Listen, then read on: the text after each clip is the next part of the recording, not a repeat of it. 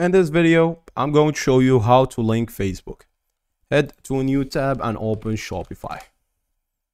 Make sure that you're logged in by clicking on the top right corner login and you are on the same store.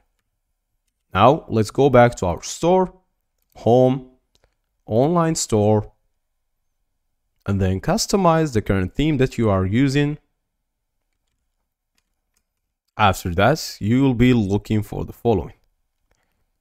Click on any place you would like, the main menu for example, head down. Find the theme settings, click on it.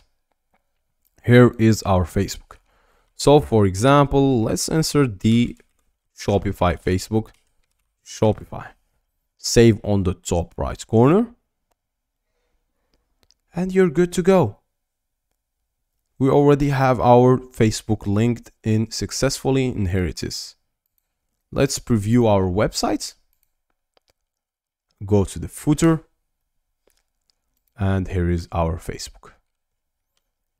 We can let Shopify know that we would like to open this on a new tab by doing the blank value equal to new. And that's basically it.